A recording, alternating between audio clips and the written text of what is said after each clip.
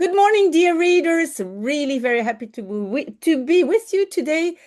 But I must say I'm a little bit worried because I saw that last time we were 27 people reading this book. It's a very hard book. It's high French literature. And I think today is going to be very hard too. So if you keep reading, you are really a tough one. So I hope we can read on. I think Elsin is with us because Elsin has been asking during the weekend to read a few pages, but I was too busy with preparing exams. So here we are reading 2 pages of Les Misérables, page 40 and 41. So Jean Valjean, and I think the last page said, s'il y a plus d'abus de la part de la loi dans la peine qu'il n'y avait eu d'abus de la part du coupable dans la faute.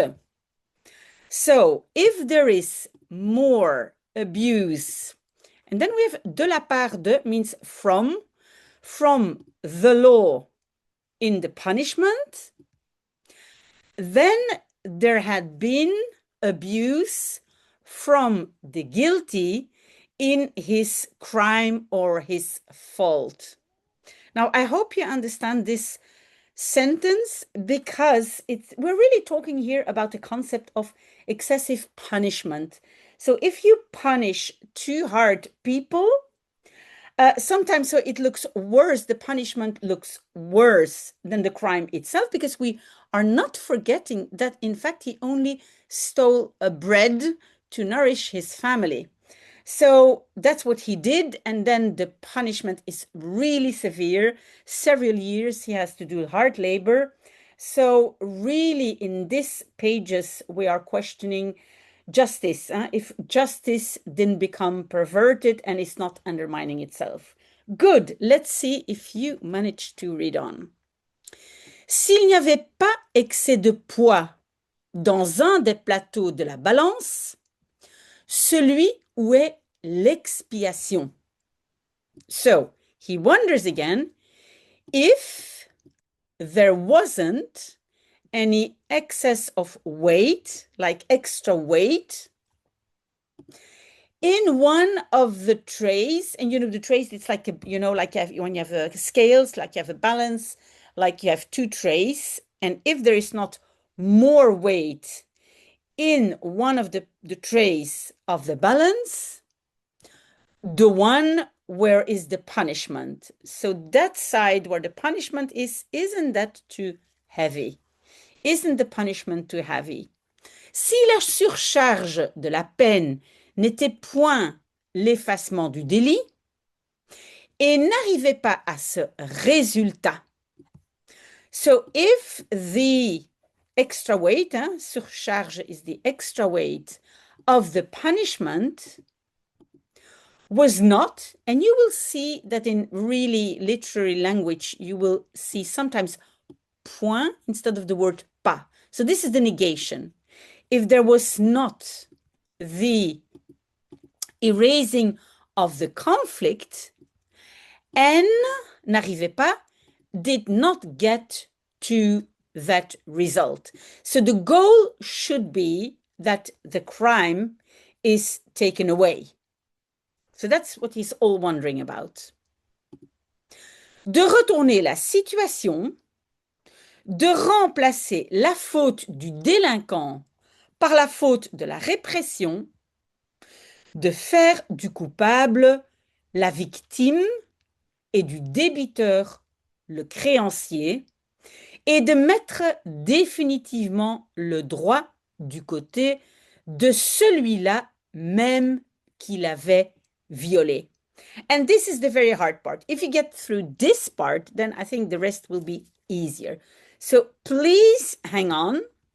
So, to turn around the situation, to replace the mistake of the criminal by the mistake or the fault of the repression, of the punishment, to make of the guilty person the victim, and of the debitor, the one to whom you did the mistake or the crime, the creditor, and to put really finally the right at the side of that one itself who has violated.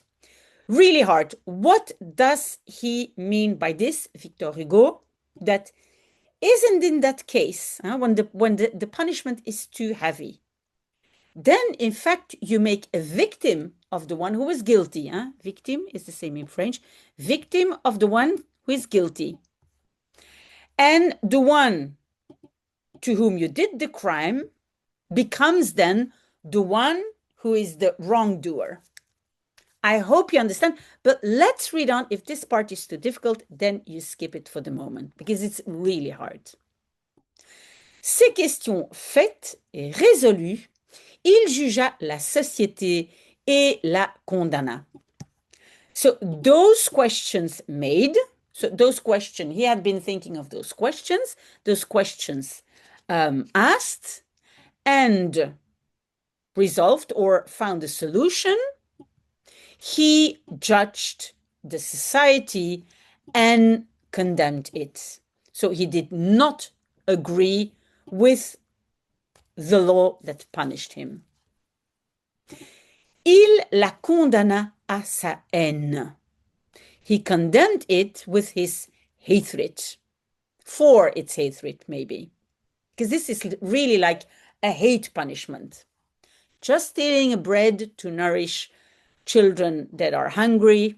Is that worth so many years as a slave? Il la fit responsable du sort qu'il subissait et se dit qu'il n'hésiterait peut-être pas à lui en demander compte un jour. So he made her, and her is society, responsible for his, what shall we say, for his fate that he was submitted to, and said to himself that he would maybe not hesitate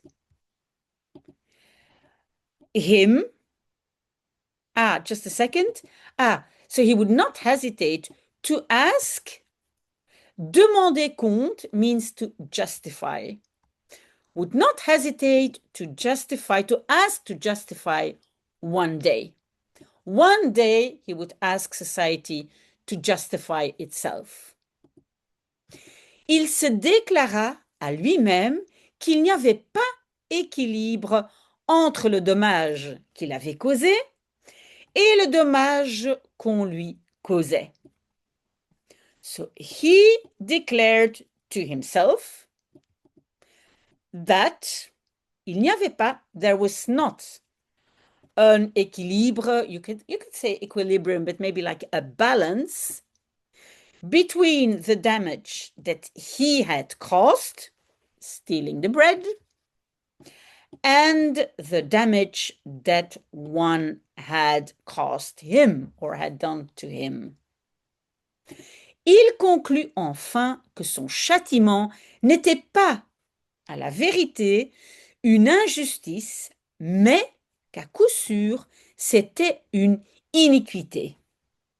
So he concluded, finally, that his punishment, yes, châtiment is also punishment, was not, in truth, an injustice, so it was not unjust, but, à coup sûr, certainly, it was yes, this means really like an unfairness, like not equal, an unfairness.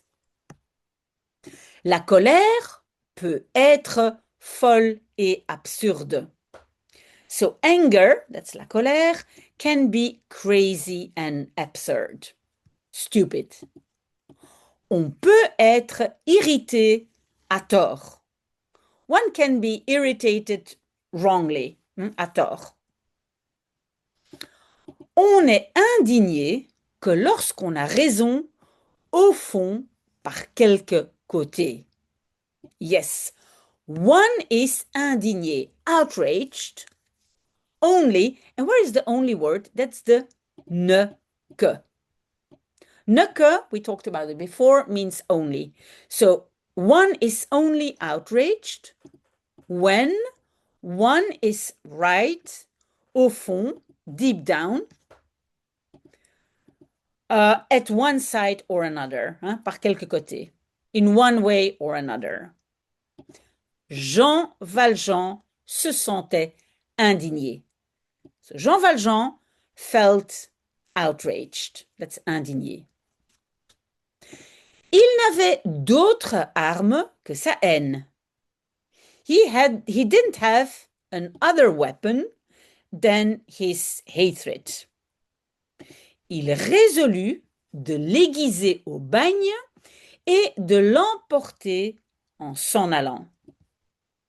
So he decided to sharpen it in prison. What is he going to sharpen? His weapon, and his weapon is his hatred. So he's going to sharpen it, to cultivate it in prison and take it with him en s'en allant when he went away. S'en aller is to go away. Il y avait à Toulon une école pour la chiourme, tenue par des frères ignorantins, où l'on enseignait le plus nécessaire à ceux de ces malheureux qui avaient de la bonne volonté. So, there was, in Toulon, it's a city, a school for the prisoners held by two, what shall we say, uneducated brothers, where they taught, enseigner means to teach, where they taught the most necessary to those of les malheureux, that means like the unfortunate, who had the goodwill. So there was like a school in prison where you could study a little bit. Il fut du nombre des hommes de bonne volonté. So it was to the number of the man of goodwill. Il alla à l'école à 40 ans et apprit à lire, à écrire, à compter. So he went to school at the age of 40, he was already 40, and learned to read, to write, and to count. Il sentit que fortifier son intelligence, c'était fortifier sa haine. So he felt that making stronger his intelligence, it was making stronger his hatred. So he's going to study because he wants to cultivate this hatred. Dans de certains cas, l'instruction et la lumière peuvent servir de rallonge au mal. In certain cases, the instruction and la lumière, the light, but here they really mean like, well, enlightenment maybe, like the light that is brought to your brain, and that's that light, can be used to rallonge, to make longer the evil, to expand the evil. Cela est triste à dire. That's really sad to say, really sad. Après avoir jugé la société qui avait fait son malheur, il jugea la providence qui avait fait la société. So, after having judged society, because he said nothing good, society did the wrong thing after having judged society, which had made his misfortune rather, sorry, He judged the destiny that had made society. So first he thought, well, society is totally wrong, totally perverted, and then the people who made society, or this strong force that made society, also condemned. You see, il la condamna aussi. He condemned it also. Ainsi, pendant ces 19 ans de torture et d'esclavage, well, I'm going to translate that already because we go to another page. So, in that way, during those 19 years of torture and slavery, and we're going to the next page, I think it's 41. OK. Cette âme monta et tomba en même temps. So this soul, this soul, went up and fell at the same time. Yeah, you will see. So monter means, well, he's going upwards because he's learning, but going downwards because he has so much hatred in him. Il y entra de la lumière d'un côté et des ténèbres de l'autre. So he entered there, in his soul, light at one side, light, like learning things, light at one side, and shadows at the other side. Jean Valjean n'était pas, on l'a vu, d'une nature mauvaise. So Jean Valjean was not, we saw it before, he was helping his sister with the kids being hungry, so he was not of a bad nature. Il était encore bon lorsqu'il arriva au bagne. He was still good when he arrived in prison. Il y condamna la société et sentit qu'il devenait méchant. Already till there. So he condemned their society, and the there is in the little word I. So he condemned society and felt that he became bad or evil. Il y condamna la providence et sentit qu'il devenait impie. So he condemned their, well, let's say destiny, la providence, destiny, and felt that he became impie, maybe godless, like bad, evil, but here maybe impie is rather godless. Un détail que nous ne devons pas omettre, c'est qu'il était d'une force physique dont n'approchait pas un des habitants du bagne. So one detail that we don't have to omit, don't have to forget, it is that he was of a physical strength which didn't approach one of the inhabitants of the prison. À la fatigue, pour filer un câble, pour virer un cabestan, I think that's how you pronounce it, sorry, Jean Valjean valait 4 hommes. So, to tiredness, to filer un câble is like spin a wire or a cable. To turn the winch, you know, like a winch, you know, when you have a boat, you know, you turn the rope or the cable around this thing. Jean Valjean was worth 4 men. So he's so very strong. Il soulevait et soutenait parfois d'énormes poids sur son dos. Already till there. So he lifted and soutenait, like sustained, but I would say like to uphold, like he held sometimes enormous weights on his back et remplaçait dans l'occasion cet instrument qu'on appelle cric et qu'on appelait jadis orgueil, d'où a pris le nom, soit dit en passant, la rue Montorgueil, près des Halles de Paris.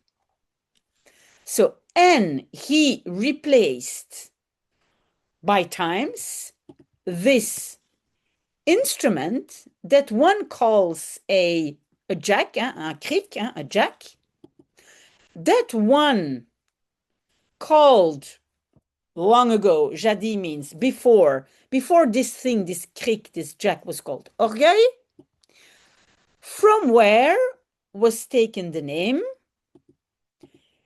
be it said en passant means talking about this, la rue Montorgueil, so the street who was called Montorgueil, near Les Halles de Paris. That's a place in Paris. Okay? So he was like a jack, you know, he could just lift up any weight. Ses camarades l'avaient surnommé Jean le Cric. So his comrades or his friends had named him Jean de Jack, Jean le Cric.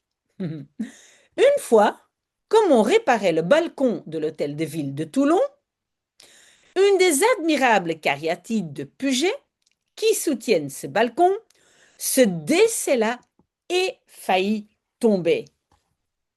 So now he's going to give an example of how strong he is. So one time, as they were repairing the balcony of the City Hall of Toulon, one of the admirable, the very beautiful caryatides, you know, caryatid, it's those sculptures of people under, like, as if they're holding up the balcony of Puget, that's the man who made them, who soutiennent, who, well, let's say sustain the balcony, se décela, was getting detached and almost falling. Jean Valjean, qui se trouvait là, soutint de l'épaule la cariatide et donna le temps aux ouvriers d'arriver. So Jean Valjean, who found himself there, sustained, he was holding up, with his shoulder, this cariatide, so this sculpture, and gave the time to the workman to arrive. Wow, very strong guy. Sa souplesse dépassait encore sa vigueur. So his souplesse is flexibility, or maybe agility, let's say flexibility, dépassait, like past even his strength. Certains forçats, rêveurs perpétuels d'évasion, finissent par faire de la force et de l'adresse combinée une véritable science. Certain slaves, dreaming of perpetual evasions, finissent par faire, finally make the strength and the address flexibility combined, they make of this a true science. C'est la science des muscles. It's the science of the muscles. Toute une statique mystérieuse est quotidiennement pratiquée par les prisonniers, ces éternels envieux des mouches et des oiseaux. So a whole static, let's say composition, a mysterious composition, so of all those muscles, is daily practiced by the prisoners, those eternal envious of flies and birds. Yes, this is a very nice image. Why are they envious of flies and birds? Because flies and birds are free. They can fly, they can just fly away. Gravir une verticale et trouver des points d'appui là où l'on voit à peine une CI était un jeu pour Jean Valjean. So, going up vertically, so climbing up vertically, and finding des points, that means like des points d'appui, where you can put your foot when you're climbing a wall. So points or places d'appui, to stand there where one sees hardly a, what should I call this? Maybe like a protrusion, CI is something that's coming out, like a stone coming out, where I can put my foot on, was just a game for Jean Valjean. So he could just climb a wall, he could see how he could climb up. Étant donné un angle de mur, avec la tension de son dos et de ses jarrets, avec ses coudes et ses talons emboîtés dans les aspérités de la pierre, il se hissait comme magiquement à un 3e étage. So, given an angle of a wall, with the tension of his back and his jarret hamstrings, with his coude elbows and his heels, locked into the irregularities of the stone, he hoisted himself up as magically to a 3rd floor. So he could just like climb up 3 floors. Quelquefois, il montait ainsi jusqu'au toit du bagne. So sometimes he climbed up like that until the roof of the prison. Il parlait peu. He talked little. Il ne riait pas. He did not laugh. Il fallait quelque émotion extrême pour lui arracher 1 ou 2 fois l'an ce lugubre rire du forçat qui est comme un écho. So it was necessary some extreme emotion to arracher, to rip off from him 1 or 2 times per year that gloomy laugh of a slave, which is like an echo of, and that we don't know. Maybe next week. Hope you will be there next week. Hope you're not stopping this book as long as we are 10 people reading. We're going on, so let's wait and see. But I really hope you will be with me next week. See you later. Bye.